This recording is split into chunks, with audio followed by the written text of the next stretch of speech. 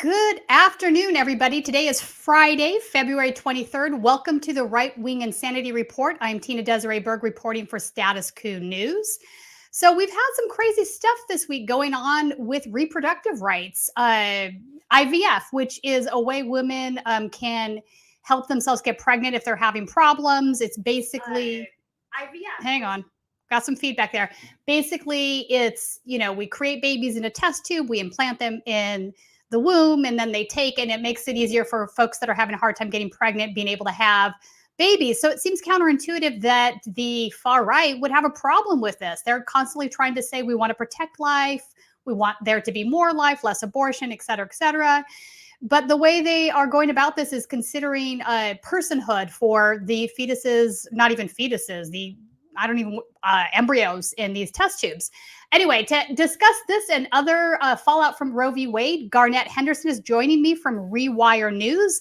They are the preeminent site that covers reproductive freedoms for women. She's been doing a lot of reporting on the fallout from Roe v. Wade across the country. Also, she's gone down to Dominican Republic and Haiti and reported on some of the fallout of what's happening here is affecting those folks. So welcome to the show, Garnet. I'm so glad to have you. Hi, thanks for having me.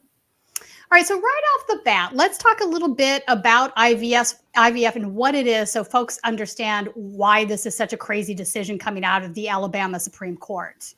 Sure. So in vitro fertilization is a process that nowadays more and more people use to have children. It's basically when an egg is fertilized outside of a uterus, so in some kind of a laboratory environment, and then the embryo, after it grows a little bit, is reimplanted into a uterus, except often those embryos first are frozen because people will typically try to make as many embryos as they can in one IVF cycle because IVF is very difficult and very expensive. And so that freezing is really a big issue in this Alabama case. Right. So my understanding is the reason that happens is if we can make as many of these embryos as possible, if it doesn't take the first time we have these frozen embryos, we can try a second round or third round of it, as opposed to like having to go through the cycle of having the hormone drugs and doing the egg extraction and all of that over again. Is that correct? That is correct. So First, there's the issue of the egg extraction. That's a difficult and often very painful procedure.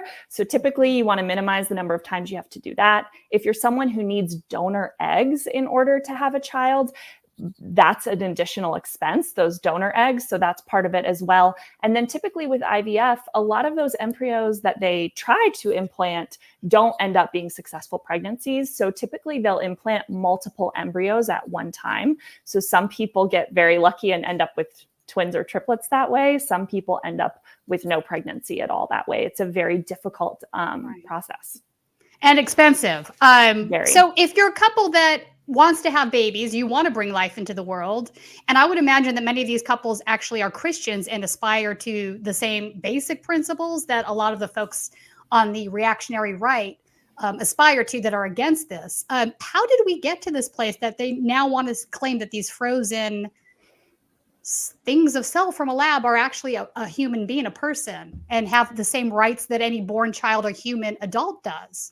Yeah, great question. I think people often assume that Christians have always been opposed to abortion rights because that has been the case for several decades now. Right. Not that all Christians are opposed to abortion rights. Statistically, most Christians do support the right to abortion. However, when we think of conservative Christian religious leaders, they tend to be very opposed to abortion. But that's actually a relatively recent phenomenon. That really did not become a thing until after Roe versus Wade. So we're talking the 1970s.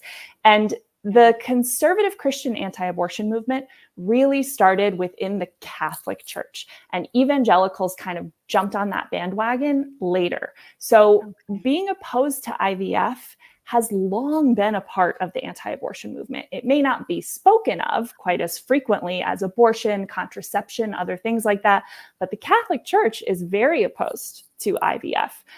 They confirmed that again just recently. And so that's really where that actually comes from, is changes in Catholic doctrine, whether or not all of the members of the anti-abortion movement are really aware of that. And what they're after is fetal personhood. Yeah. So what they want is for fetuses, or honestly, in this case, embryos. An embryo is not even a fetus yet. Not even, yeah. It's like, yeah. it's a blob of cells. It's like nothing. Yeah, that's crazy. Right. Yeah. So what they want is for legally embryos and fetuses to be considered people in the United States, because that's a way of completely shutting down any right to abortion whatsoever. So that has long been a goal of the anti-abortion movement. That's fascinating. I did not know that the Catholic Church had a position on IVF, so that makes more sense to me. There was a documentary. Have you seen the documentary Reversing Roe that came out? So I thought what was really interesting about the start of that documentary is they sort of examined how the church at one point was not against abortion, where they even had some churches that were helping women get them if they needed them, and for health reasons. So it's quite a change that we've come from that point to the point we are right now. I mean, the right wing is so reactionary that there are members of the Catholic Church that are now referring to the Pope as a heretic, which is, wow, that's like crazy to me. Let's talk about specifically, though, the Alabama decision now. So this is the Alabama Supreme Court that made this ruling, and there's all of this fallout that's coming from this ruling. How did this case get to court? Great question. It's a really weird and frankly really sad case. So what happened is that there was a fertility clinic in Alabama that was part of a hospital. And somehow the details are really unclear, frankly, even in all the court documents, but somehow a patient gained access to the cryogenic storage room where all these frozen embryos are being stored at extremely cold temperatures. And apparently this person picked up one of those storage containers and then dropped it because it freeze burned their hand because the storage temps are so cold. So in dropping that container on the floor, it was no longer being kept at the correct temperature and the embryos were destroyed. So 3 couples who lost embryos as a result of that sued the clinic, but they sued, instead of suing for, financial damages, their loss of money related to that IVF cycle, they sued for wrongful death. And I'm really curious, actually, whether they really understood the potential implications of doing that, and whether their attorneys really counseled them appropriately on it, frankly, because these are people who had children via IVF. All of them did. And I find it really difficult to believe they would have wanted to ban IVF for everyone else. So I'm really curious about what they did and did not understand. But what happened is that the trial court just dismissed it, said this is not a case, embryos are not people. But then they appealed it up to the Alabama Supreme Court, where the Chief Justice is a famous longtime advocate of fetal personhood. So if any court in the country was going to declare embryos people, it was this one. And that's exactly what they did. That's crazy.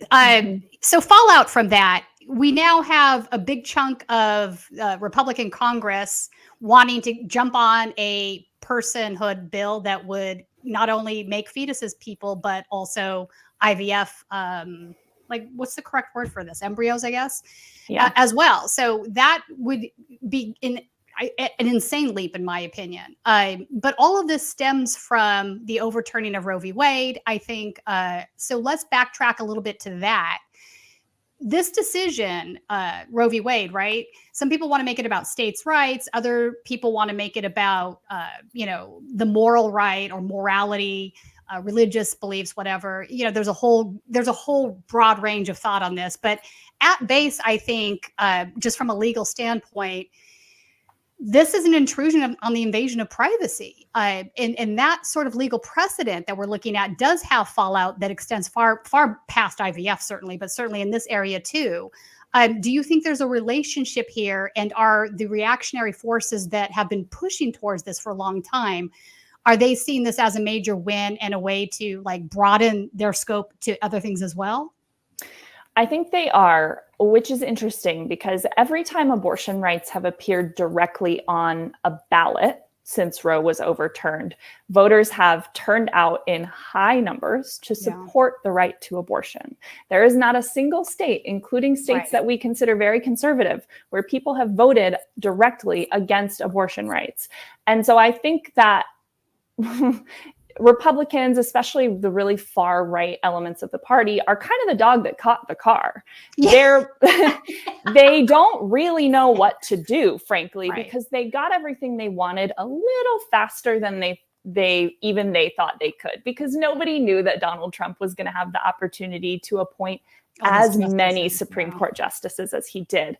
So I think now you have some people in the Republican Party saying, people seem kind of mad. They don't seem to like what we're doing. But then you have those real far right ideologues who are saying, I don't care. Let's go for everything. Let's keep going. Yeah. Yeah. And they do have the Supreme Court. So listen, they really can keep going no matter what voters think. Oh, 100%. Minority rule is a thing, especially given that we're in a republic. I want to talk about IVF providers pause treatment after court ruling on frozen embryos. So one of the other fallouts of this is the IVF providers are leaving the state. The rules coming back are very unclear to them. They obviously don't want to violate any laws and find themselves in trouble. So they're leaving the state, which kind of sort of circles back to what you were saying, as the original participants in this lawsuit are all people that had IVF done. So it's kind of bizarre that they would want to support such a thing. So I agree with you. I would question whether or not they understood that. So, Montgomery, Alabama, this is from the Associated Press reporting, providers in Alabama paused services Thursday, sending patients scrambling to make other plans in wake of a state Supreme Court ruling that said frozen embryos could be considered children under state law. And that number is now up to 3.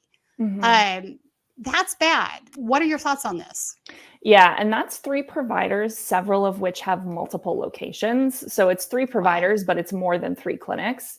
So yeah, I mean, the thing is, if an embryo is considered a live human being, cryogenically freezing live human beings is not something that's really considered appropriate or legal to do. Right. Nor is, you might think, trying to implant some of those embryos, knowing that some of them might not take and become a successful pregnancy. Is that even legal if that's technically a life? Wow. So providers have no idea what they can and can't do. So yeah, I mean, it's likely that every IVF clinic in the state is going to have to shut down unless lawmakers take pretty quick action. And there is a bill that has been introduced that would re-legalize IVF, but only by saying that an embryo is not a person until it implants in a uterus. So that is still fetal personhood. Yeah, that's right. So it would legalize, and that bill was introduced by a Democrat, by the way. So that bill would re-legalize IVF, but it would maintain the fetal personhood. So we're going to let's talk about that for a second. So this is a Democrat in the state of Alabama that's introducing this. So he still believes in fetal personhood, I guess, or, kind of just went with the bill that he felt confident would pass. Well, there's that too. Yes. And there was also a Republican senator in Alabama who also said that he was going to introduce a bill. So it also remains to be seen whether he's going to now introduce a separate bill or just kind of introduce the Senate version of this bill that's in the Alabama House. All right, I want to play a clip right now of Nikki Haley. She was asked this on the campaign trail this week about what she thought about this. Let's play this clip. I want to ask you about some news of day, specifically something that's come up in Alabama. The Supreme Court there said that embryos created through IVF are considered children and are offered those same protections. Do you agree? I mean, embryos to me are babies. So even those created through IVF. I mean, I had artificial insemination. Yeah. That's how I had my son. So when you look at, one thing is to have to save sperm or to save eggs, but when you talk about an embryo, you are talking about, to me, that's a life. And so I do see where that's coming from when they talk about that. Do you have concerns about the ways that could hurt people who are seeking IVF treatment? I think that we have to have those conversations. That's incredibly personal. It's incredibly sensitive. And I think that's the conversation the doctor needs to have with the patient. Yeah. Let's never underestimate the importance of the relationship between a doctor and patient when they're doing any of that. Michael and I had those conversations. Yeah. And when you have those conversations and you have that artificial insemination, you talk about, you limit the number because there's viable embryos and not viable embryos. And if the state is saying that not viable ones can't be done away with. But those are the things we have to look at, right? So you have to this is one where we need to be incredibly respectful and sensitive about it.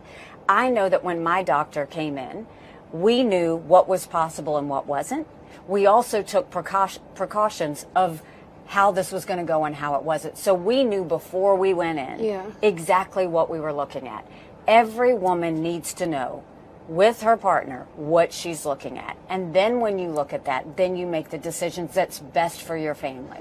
Well, just one more question on this, because I want to make sure I understand. Wouldn't legislation like that have a chilling effect on what's possible for families?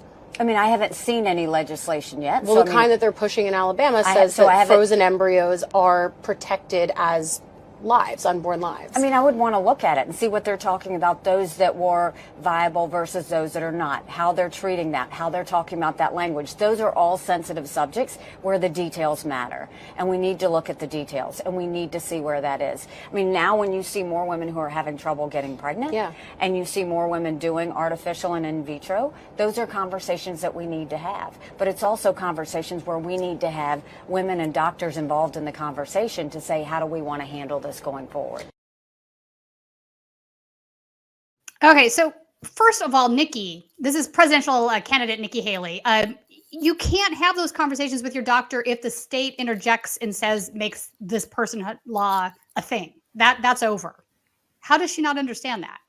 Absolutely. Well, I think she's doing she's employing a lot of very circular logic there, right? Because she keeps talking about it being a very important conversation and it should happen between a doctor and a patient. And then she says embryos are lives, but she's not really answering the question about whether or not then IVF should be illegal. And I think it's just a great example of the fact that Nikki Haley has been cast as a moderate simply because she's not an insurrectionist, I guess.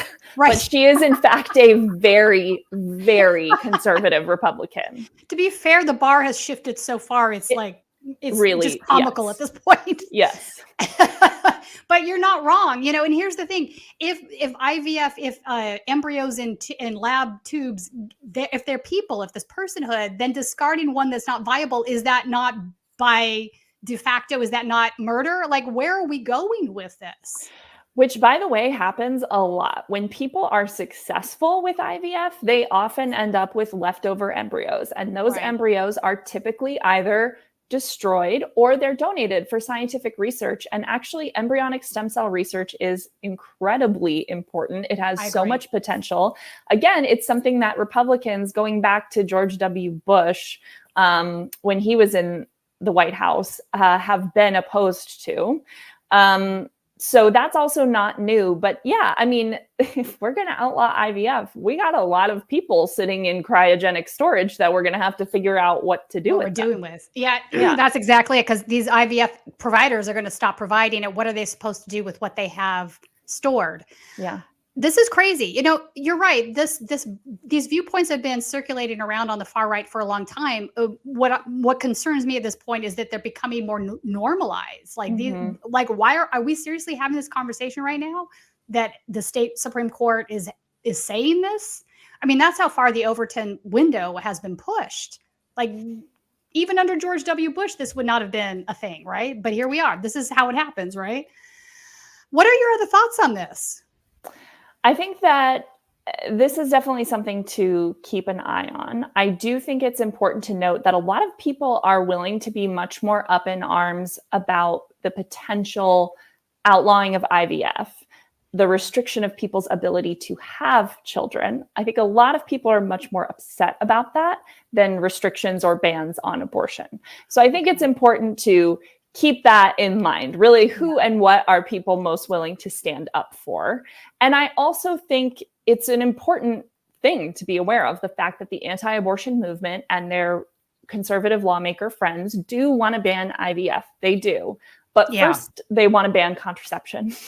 And so I think that's something to really keep an eye on, because I think, again, IVF is something that people are going to be really up in arms about, because that's about your ability to create a family when you want one.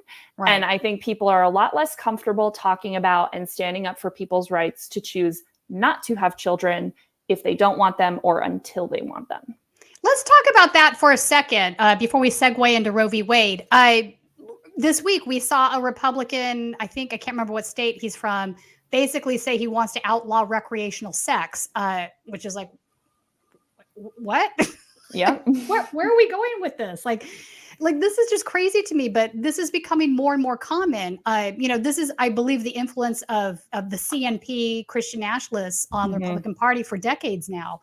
This is the inevitable outcome in ways. When you only hear people saying the same thing to you, and each little time it becomes more extreme, and then the one that was less extreme seems like, oh, that was nothing. This is the right way to think now, and it just keeps ratcheting up, right? So people have been living in their little bubbles, their little media bubbles, their little social circles, where they're only having this like feedback loop of more extreme dialogue around these subjects. And I think that's kind of why we're here. But they say the quiet part loud on the daily now, and they don't even think it's wrong or bizarre or crazy or extreme. So contraception, you know, obviously, if you're Catholic, a lot of Catholics think that contraception is wrong, but you're right. I'm seeing more Christian nationalists make the same claim. So where is that heading? Do you think the Republicans are having eyeballs towards having any sort of legislation regulating that, birth control pills? Not just the morning after. I'm talking, you know, just the pill. Absolutely, yeah. I mean, first of all, I'll say that even though a lot of conservative Christians say they think birth control is wrong, they still use it. You're right. including a majority of Catholics have used some form of contraception, even though their church says it's wrong. So I think that's important to keep in mind. But yes, they're absolutely coming after contraception. And there's actually a very easy way that Republicans can do that. That they could ban contraception and abortion in one fell swoop, actually. And that would be to resurrect the Comstock Act, which is a law from 1873 that banned the mailing of anything that was considered lewd or obscene in the United States mail.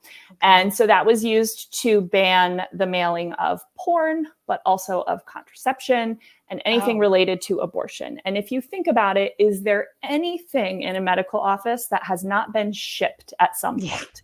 Because this would actually apply, to the US mail, UPS, ground shipping, all of that kind of stuff. Freight, air. Exactly. So train. The Comstock Act was chipped away at by various court decisions over the years, including one, Griswold versus Connecticut, that was the most important foundation for Roe versus Wade. But Congress never repealed it. So the Comstock Act is a zombie law that is still just sitting there on the books. So all we need is for the Supreme Court to resurrect it. And already the federal judge, Matthew Kaczmarek in Texas, has cited the Comstock Act in his opinion in the case regarding mifepristone, one of the I didn't know that. pills. Holy crap. Yes, that has made its way to the Supreme Court. Technically, the Supreme Court took that case on pretty narrow grounds. So theoretically, they should not be ruling on the Comstock Act, but they're the Supreme Court and they can do whatever they want. And then really especially this one, exactly. And aside from the Supreme Court, all we would actually need is a president to direct his Department of Justice to start enforcing the Comstock Act. So that is actually an avenue that, yes, a president on his first day could use to ban all contraception and abortion in the United States.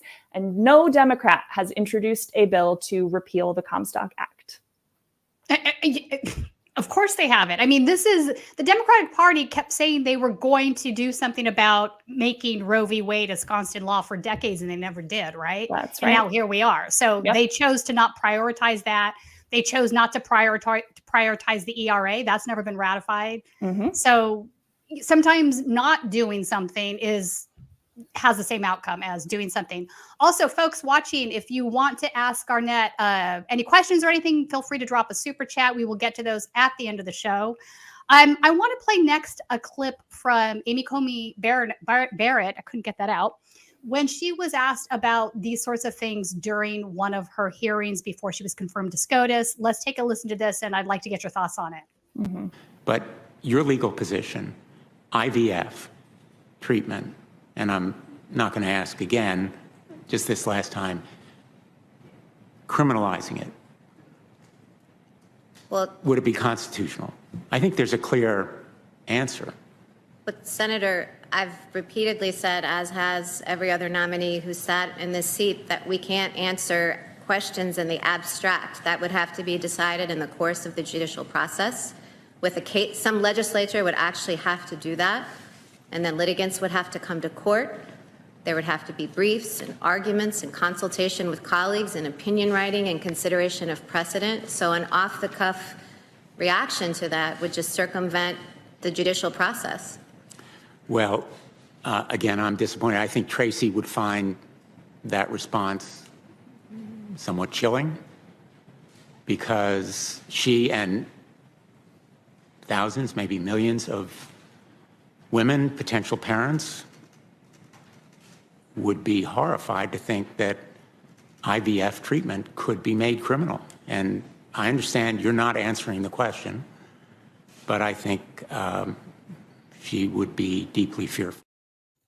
So yeah, she is kind of skating around an answer, not really giving one. And this was a very direct question about whether IVF could potentially be illegal. What are your thoughts here? Yeah, I mean, I think that Amy Coney Barrett is so obviously an ideologue that she gave a lot of answers like that during her confirmation hearing that frankly were just insulting.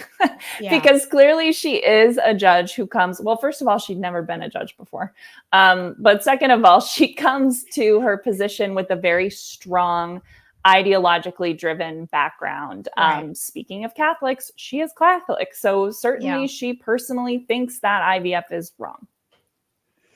So, yeah, you make the point that she was never a judge. I think that might have been by design. She has no case history with which somebody could shoot bullets at. But we saw in her what she said during the Roe v. Wade testimony, she was trying to constantly make what I thought were just ridiculous arguments. Like, what about adoption? That's got nothing to do with the subject at hand. Why are you making that a point of argument here?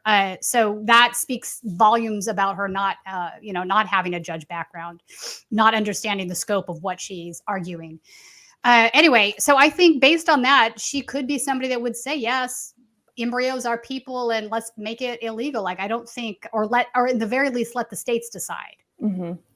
I agree. Yeah, I think it's possible. And I think that she, something she also relied on heavily in her confirmation hearings is the fact that she is a mother and that she herself has quite a few adopted children.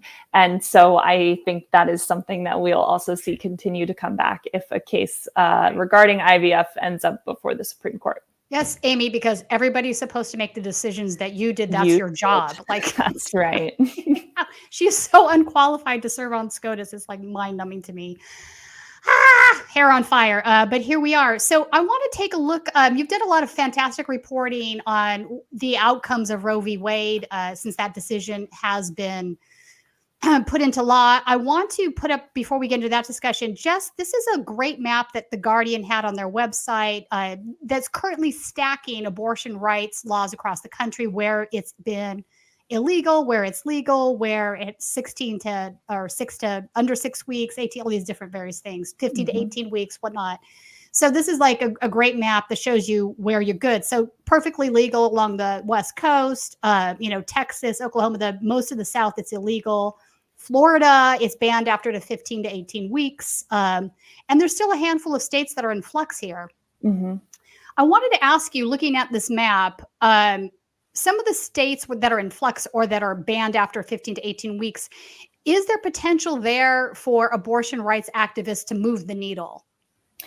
Well, I can tell you, so I grew up in Wyoming, and because I'm from a small town, I actually happen to personally know the judge who has blocked Wyoming's multiple abortion bans. Nice. So yes, she was a lawyer when I knew her. Now she's a judge. And so I can tell you that Wyoming has multiple abortion bans that have been blocked, but those cases are still working their way through the courts. Right.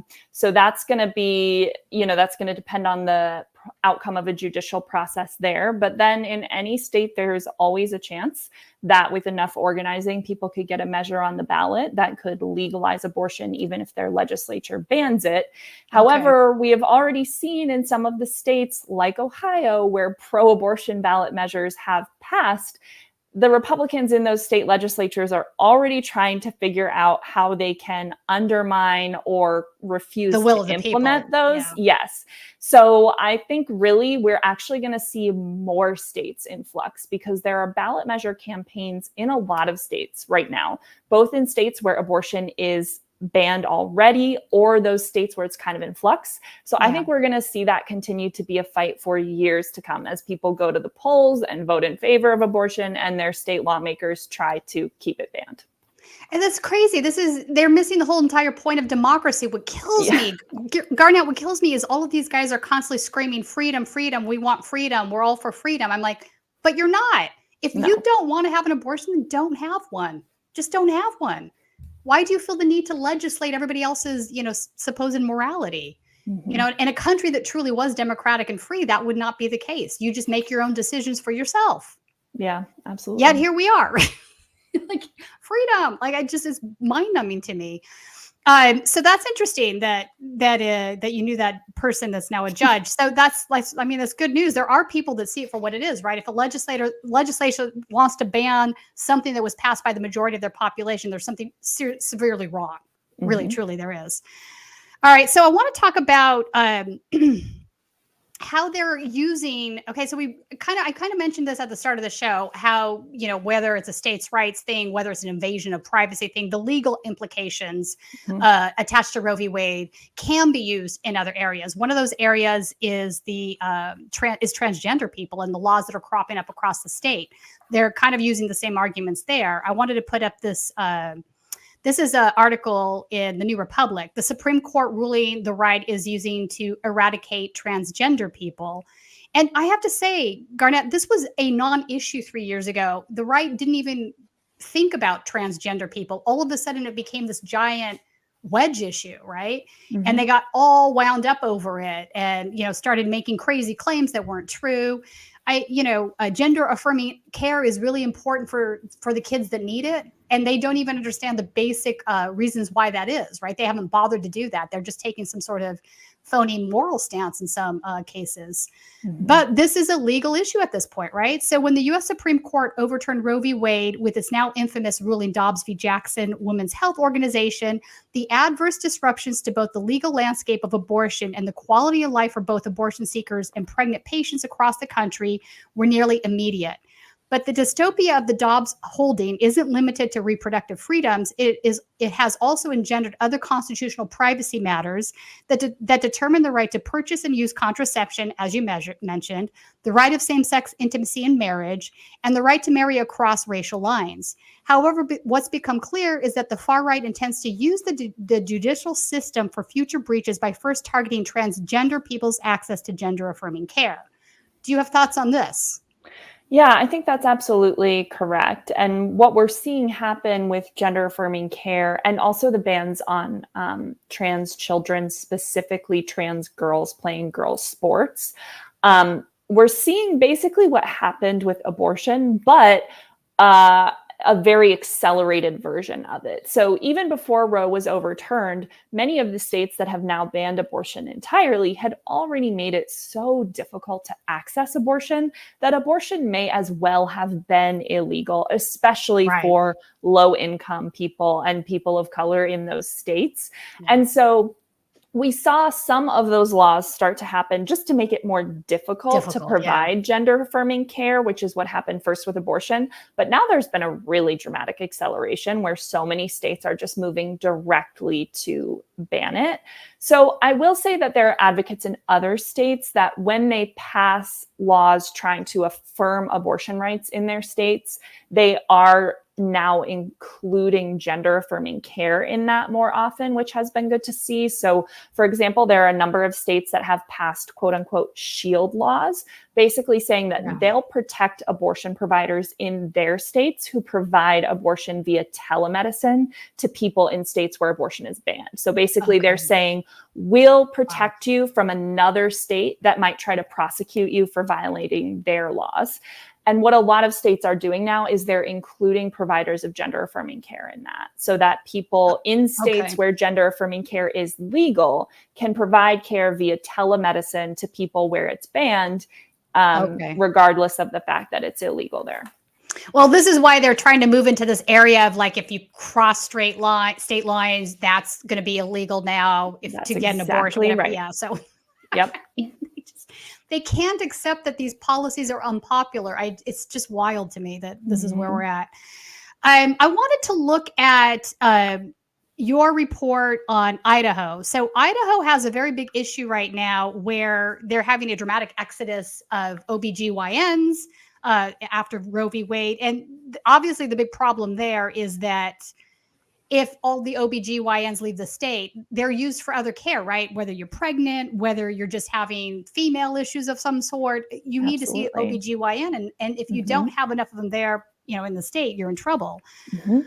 So let's put up your original reporting here. Hang on. If I can find it. Now I can't find it.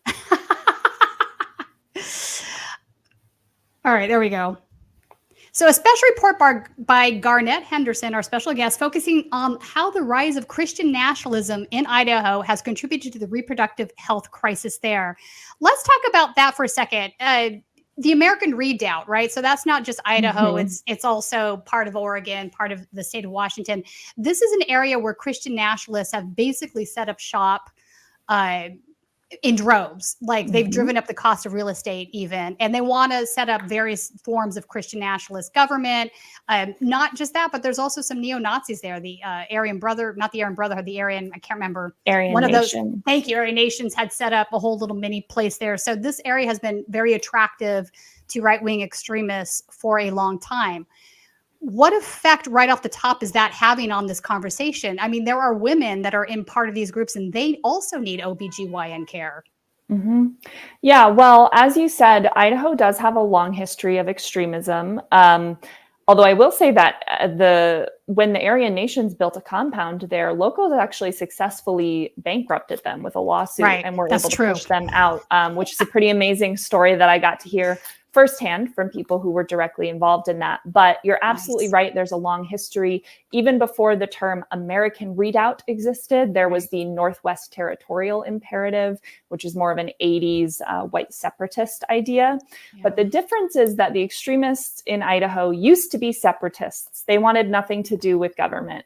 And the Christian nationalists that have moved in there now have very systematically and intentionally taken over the state government, starting from the lowest level offices and now working their way up higher. And that is absolutely what contributed to the fact that Idaho was one of the first states to ban abortion after Roe was overturned. That was not a state where people had a great interest in banning abortion prior to a few years ago, really. Even though it was a conservative state, it was much more libertarian. So that is a great point you're making. It was way more libertarian, and libertarians basically they want no government practically. So the idea of legislating women's health care is just not good with them, which makes more sense to me, actually, if you're on the right. Yes. And I've seen the same transformation happen in my home state of Wyoming, which is not the same as Idaho, but it is quite similar and also part of the American Redoubt. So, yeah, I mean, it's having a tremendous effect on everyone who lives there. One of the main things I saw is it has really created a culture of fear around pregnancy. All of the talk about the abortion bans has made people terrified. They're not sure if they know someone who needs an abortion. Can they help them? Can they drive them out of state to get one? Is that illegal? No one is sure. It is legal, just so everyone still knows. And I went to Sandpoint, which is a very northern Idaho town, which was the first place in the state that lost its local labor and delivery ward because all the OBGYNs left. And this is a very rural area. And so now there are a lot of people in North Idaho who are hours away from the closest labor and delivery ward, and people are just afraid of dying. You know, they're afraid of going into labor and having to drive 2 hours to the hospital, or they're afraid of having a pregnancy complication and not getting the care they need, which could be an abortion, and again, dying. So it has really created a real sense of fear and apprehension. And a lot of the people that I talked to there said, I love it here, but I don't know if I can stay. So that has to be an unintended consequence for some of the women that moved up there to be part of this, movement. Why are they not having more say in state legislation then? Why are the women that are also being, having a problem with the decisions that are coming out of this not turning around and fighting back a little bit? Well, there are How much time do you have? Yeah. I mean, there are a lot of women who are leaders in the anti-abortion movement. And I think that's because the anti-abortion movement in the United States is also a white supremacist movement. So there are a lot of people who do actually buy into the idea that we need more white babies. And frankly, that is why they want abortion to be illegal. Right. And maybe they don't want IVF to be illegal, but they certainly want to make sure every embryo that's created gets implanted, right? Yeah, You're not wrong on that. To forced birth, they're pro forced birth. They are definitely pro forced birth. Yes. There are a lot of women, and also there are women who lived there long before all this started happening, and they're pretty pissed at all these outsiders who have come in. Oh, I bet. There is actually a movement in Idaho that has a lot of support. Everyone I spoke with said they expect this to succeed. There's a movement to get a measure on their ballot for 2024 that would create a nonpartisan ranked choice primary system for state and local offices. Yes. And again, this has a lot of support. It's fully expected to get enough signatures to make it onto the ballot. And it's being led by one of the groups that successfully got a ballot measure to expand Medicaid in Idaho, which is something that nobody thought would succeed, and it did. So there's actually a really interesting possibility that Idaho could do something that none of the quote unquote blue states in the country can manage to do, right? Yeah, so ranked choice voting, that would be a huge win. I mean, yes. So that's actually a really interesting thing to watch there, because to a lot of the people I spoke with, that's kind of the first step to them toward countering this extremist. Because I spoke to a lot of people who are very conservative and are still very upset about what's happening in Idaho. Sure, that makes sense to me. The right-wing extremists, the reactionary right, they don't necessarily hold the same values as a lot of traditional conservatives do. No. I have those conversations in my reporting too often where they're like, yeah, we're not okay with that. But at the same time, I don't see them saying much out loud. Well, that's starting to change, I think. It is. Maybe too many bridges too far, I suppose. But yeah. That's a problem that I heard about too, though, in Idaho. I had also spoke to a lot of people who said, people are not willing enough to stand up and hold the other side. Yeah. That's crazy. So you've written two different reports on this. We'll drop the links for people in the bio later so that people can check out your reporting there. But you did speak to a lot of the locals, got their viewpoints, and it was a great article. So thank you. We'll drop those in. The next thing I wanted to ask about is the rape babies. I don't know how else you put this politely. So we've had many reports of women who have become pregnant because of rape. And in many of these states, they're being forced to give birth, including that young girl that was as young as 10 that made the headlines last year. I find this very troubling. I don't understand how people can't see how that's a bad thing. Mm-hmm. Especially if it's a pedophile situation. I mean, she's 10. She was raped by an adult. Are you kidding me right now? Like, this has to be explained to you. How widespread is this problem? Yeah, it's really difficult to know, frankly, exactly how many pregnancies result from rape in states where abortion is banned and in states where abortion is legal.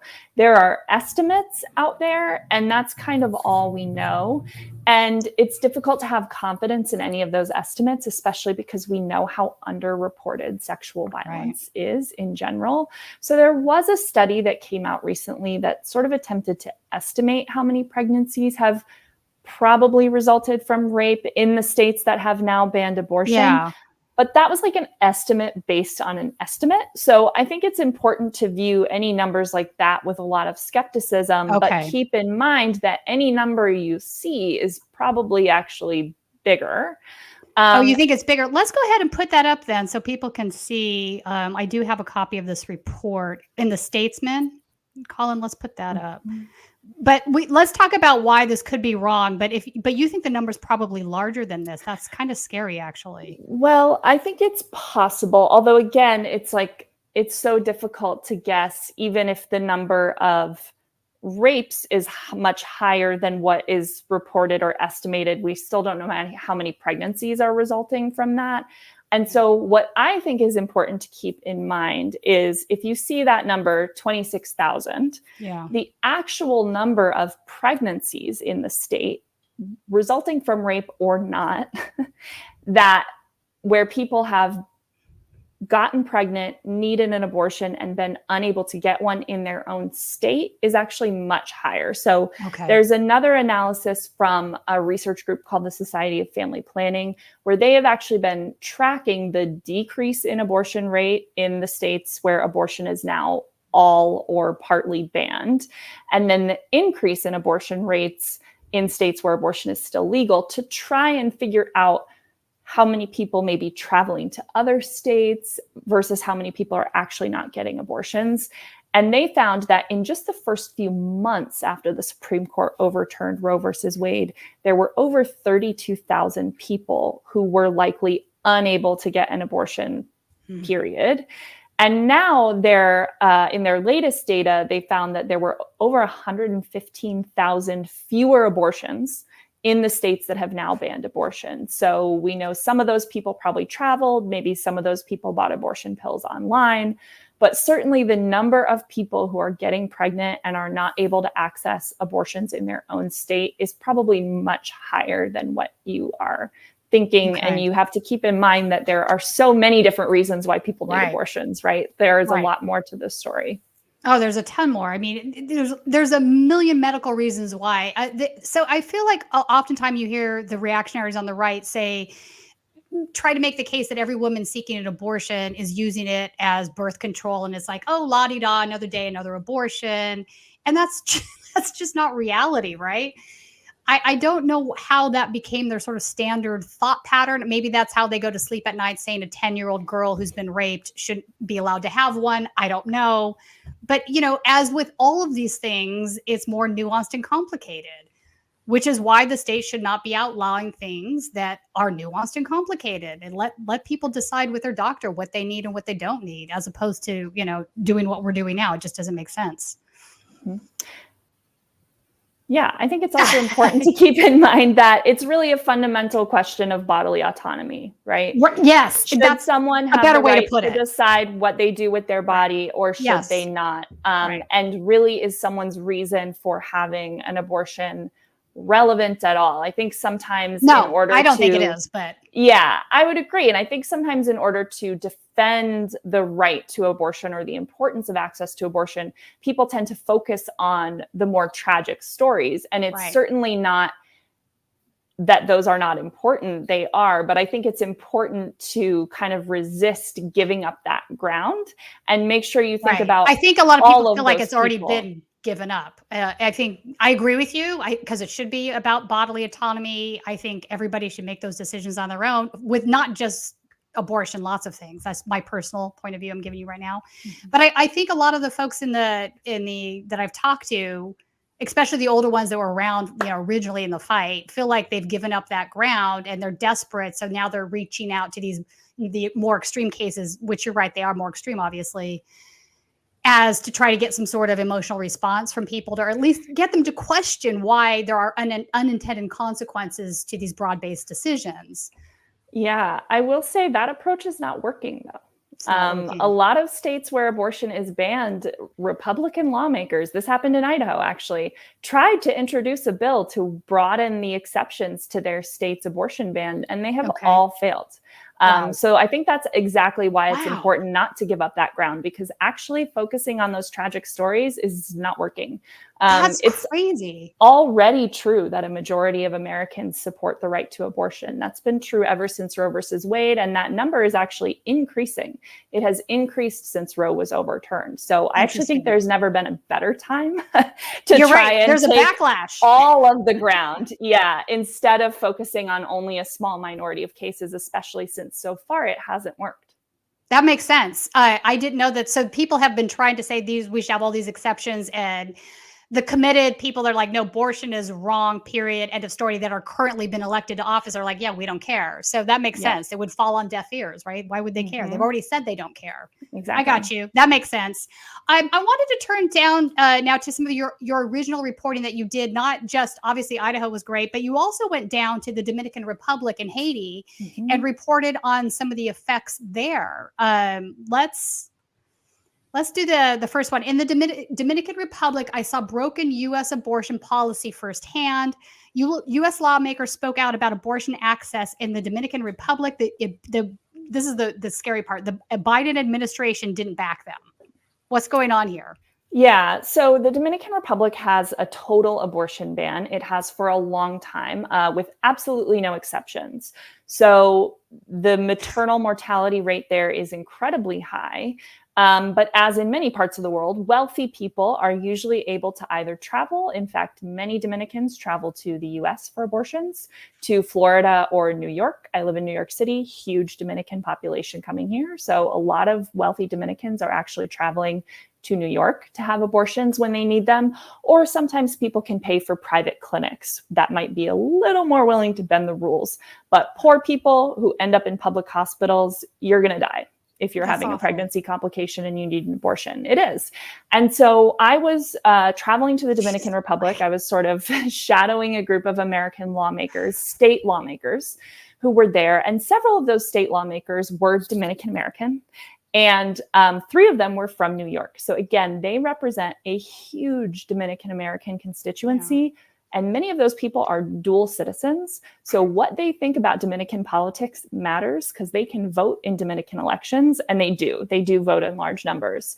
So there's a campaign to get some exceptions into that abortion ban, similar to campaigns that have succeeded across Latin America to allow for abortions in cases of rape or incest, to save the pregnant person's life, and if the fetus is not compatible with life. So far, the president of the Dominican Republic said when he campaigned that he supported those exceptions. Since he entered office, he has done nothing to advance them. So you're correct. Yes. So those Dominican American lawmakers were pretty forceful. They had a meeting with Dominican lawmakers, and it turned out that the Dominican senator who was hosting the meeting does not support those exceptions. So it was a very tense meeting. I don't think she knew.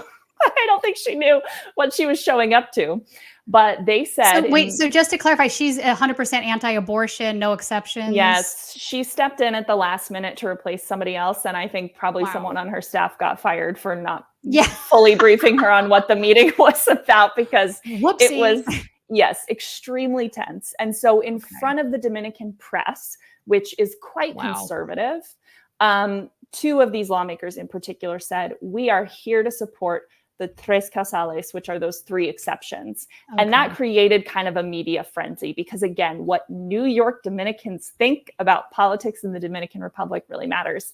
And the U.S. Embassy in the Dominican Republic put out this very weird statement that was like, we don't comment on issues of abortion abroad, which is funny because one of the first things that Joe Biden did as president was to repeal a policy called the Global Gag Rule, which prevents organizations that receive U.S. aid money abroad from talking about abortion or referring to abortion services.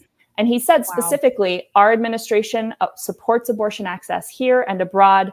And yet when there was this mini media frenzy, the U.S. Embassy just said, nope, not our people. Yep, not our people. Oh, God. That is really disturbing. Let me ask you this. Do you feel like, not just with abortion, but with other things, that they pick and choose when they're going to support something? And I'm talking about the Democratic Party right now. Absolutely. And, Joe Biden himself always has to basically tell us, well, I don't like abortion, but I think it should be legal. He is insistent about saying that, despite the fact that all of his entire base really wants him to support legal abortion. So I think that's a weakness in his, personal political calculus. That would be my personal view.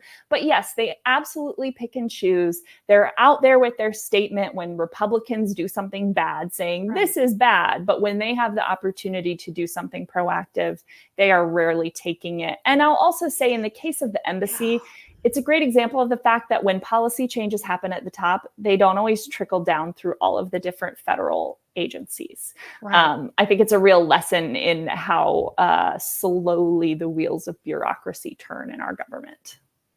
No, indeed. So the other article you wrote, the Dominican Republic, women who do not exist to the state, how Haitian migrants and stateless Dominican Haitians bear the brunt of the Dominican Republic's gender injustice and lack of reproductive health care. Let's talk a little bit about that, because there are a lot of Haitian migrants that are going there. Very many. And there are many Dominicans of Haitian descent whose families have been there for generations. But due to a Dominican Supreme Court ruling back in 2014, they essentially lost their citizenship. And so there's a large population of people now who are at risk of being deported to Haiti, even though many of them have never been there.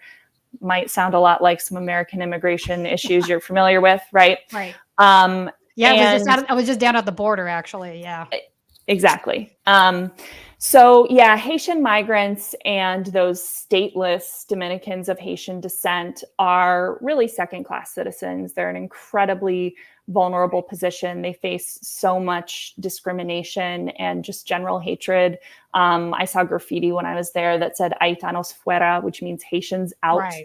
The current Dominican president has deported hundreds of thousands of those stateless Dominico-Haitians.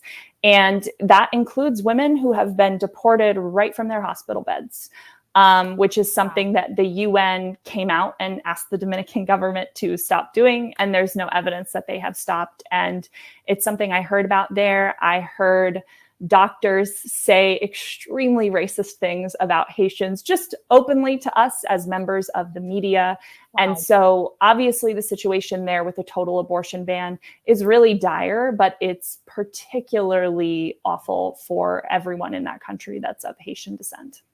So if a woman is in the throes of giving birth and there's something very wrong, she's going to die, maybe the fetus is already dead, something, they still can't help this woman. They have to just let her die in front of them. In a public hospital, there is nothing they can do. They might intervene if there's no cardiac activity anymore in the fetus. How is this pro-life? Yeah. We met with the family member of a woman who died because she miscarried at 15 weeks, but because there was still a fetal heartbeat, she went to 5 different hospitals and no one would help her. And so she died of an infection. She died a completely preventable death.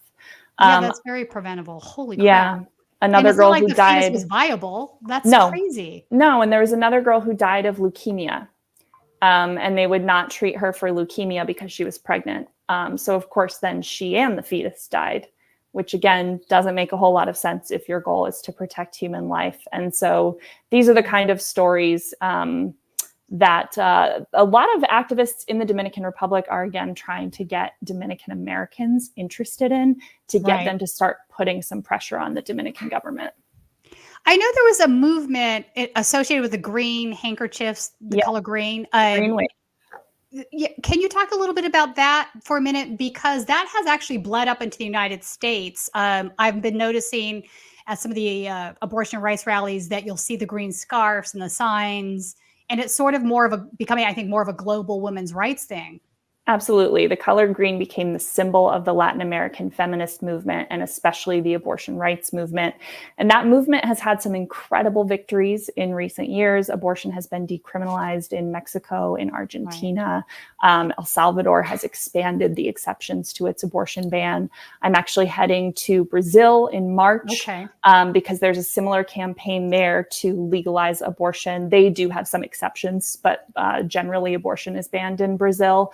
And so it's a really strong movement. And I think what's important is that that movement is not just focusing on legislative or judicial victories. So Latin American feminists really pioneered a model of accompaniment, is what they call it, which is where women help other women get abortions, usually using abortion pills. And really literally accompany you through the whole process and help you and tell you what to expect and help you if something goes wrong. Right. And so I think that American activists have a lot to learn from the Latin American movement because they've been dealing with total abortion bans for longer, and they're really powerful and really resilient. So what does the future hold, do you think? You've been mentioning a little bit about the fact that there are successes. Obviously, most Americans are fine with abortion being legal. Um, do you think there's going to be a reactionary response to the right wing's reactionaryism? Meaning, like now that they've doing this IVF stuff, that's going to get a lot more people like being, okay, man, this is so many bridges too far. We can't do this. What are your thoughts on all that? I think this is going to become well, it already is, a huge issue that really goes to the heart of our democracy. The same Republicans that are banning abortion are the ones who have been attacking voting rights for many years already. And that is not a coincidence. No, because we're seeing, there are several states, some where they're still collecting signatures, but there are going to be probably, this is an estimate, but like at least 3 to 5 states, I expect, are going to have an abortion rights measure on the ballot. Frankly, I think we might see people showing up to vote on those ballot measures and leaving president blank. That's my personal 2024 prediction. I don't disagree with you. I feel the same way. We saw that in the last election. A lot of people just didn't vote for president. Yes. So I think that's a possibility. And so I think what we're going to see is, yes, there are going to be a lot of grassroots campaigns on the state level of voters standing up and saying, this sucks. We want abortion to be legal here. And then those state lawmakers working so hard to try and subvert the will of the people. And it's really difficult to get rid of those state lawmakers because of all the gerrymandering they have also done. Exactly. And so I really think that abortion rights are a voting rights issue largely. And then abortion access in a way is a slightly separate thing, right? There's the legal right to abortion, but there are lots of ways to get abortions when it's not legal. And so I think that's going to be a second developing thing. Oh, interesting. So in the way, sort of, I'm thinking the way you can decriminalize marijuana versus make it legal, is that sort of... Sure. And I mean, as in Mexico, like basically what I've heard from activists in Mexico is, you know what, it doesn't actually matter that much that they decriminalized abortion here. It's still really hard to get. So they're still really relying on those accompaniment networks. Again, direct aid. It's a sort of a mutual aid thing, which abortion funds in the US have been doing using a similar model for a long time now. And so I think that we're going to need to continue investing in solutions like that, direct aid to people who need abortions, whether it's legal in their state or not. And unfortunately, abortion funds are seeing a huge drop off in funding right now. They got a bump after that Dobbs ruling, and they're seeing a huge drop off. So that's something I would just really encourage people to keep an eye on and think about ways that they can contribute if they're able. No, that makes sense. All right, I want to turn to the chat now, the audience. I'm sure we have some super chats and some questions, comments, whatever. We can put those up. I see one from Tony D here, but I think probably Colin has them in order. All right, there's one. Donald, I support channels that do active groundwork. Thank you, Donald. Well, we do a lot of active groundwork. As you know, we, have been covering this year alone East Palestine. We covered Cop City down in Atlanta a couple times. I was just down at the border covering that mess down there. Jordan's going back to Flint, Michigan. So we do get out there, and we appreciate you guys as members because this stuff does absolutely cost money to do. Our live view is expensive. Hotels, airfare, it all adds up. As you know, Garnet also travels quite a bit. All that stuff, it gets expensive. Doing real journalism is not cheap, even though people want to think that it is or something. Or at least the vulture capitalists I was going to say media. The executives want it to be cheap. It's not. It's not. I just, not to go off on a tangent, I am a big believer that news gathering is not supposed to be for profit. That was never a good idea. It's a public good. It's a public service. There are, many things that led us to the place we're in today, but obviously venture capitalists sticking their hands into news organizations was never a good idea. Yep. Anyway, that's me subtweeting live on air right now. Subtweeting so many people too. You can't even be specific anymore. You know what? You're right. That's fair. All right, Colin, what's the next one? All right, stop pretending we are confused. Dang it. That was up when you guys were talking about the, LGBTQ issues and stuff like that. Oh, okay, that makes sense. I'm going to need a little more information on that one. No, that is fair. there's so many issues with that. We can devote an entire 2-hour show to that topic. And you're not wrong. I feel you. And thank you for explaining that, Colin, because I was a little confused for a second there. I'm like, wait. Tony D, thank you so much. So great to see Tina and Garrett again. Neil Young was right about Alabama. Wait, was there a song about Alabama? I don't remember. All right. Democrats do nothing while Republicans turn us into Christian theocracy. I'm going to say that again because it's true. Democrats do nothing while Republicans turn us into Christian theocracy. That is 100% where we are at in this country. It's crazy that that's where we're at, but that is where we are. Mm-hmm. I don't even know what to do about it at this point. Yeah. New membership gifted. Thank you so much. We appreciate that. So smart, so stupid. That is not a contradiction. I get it. What else we got, Colin? That's all. That's it. No other questions, even not super chat ones? Oh, Sweet Home Alabama. Wait, was that Neil Young? He did a song called Alabama that I looked it up. As the lyrics are like, it ends with like, you got the rest of the union to help you along. What's going wrong? Like, sounds like it might be negative to Alabama. All right, sounds good to me. Big Dumb Animal, $4.99. Thank you so much. Not a question, just sending green love and support. We appreciate that. Before we go, Garnet, where can people find you? Rewire, we're going to put some of these links to your articles. They're fantastic. This is real, true investigative journalism into post-Roe v. Wade world. Not many people are doing this. It's important work. So we want to make sure that everybody can find you. Thank you. I appreciate that. You can find me on all social media platforms at Garnet Henderson, and you can find Rewire News Group at Rewire News Group or at rewirenewsgroup.com. Oh, excellent. Any parting thoughts? No, I think just, keep an eye, not just on the legal status of abortion, but on what different grassroots groups in your community are doing to support access to abortion, whether it's legal or not. Right on. Appreciate that. All right, everybody. It is Friday, so that means the weekend's ahead. Have a fantastic weekend and spend some time with your friends and loved ones, and we will see you on Monday.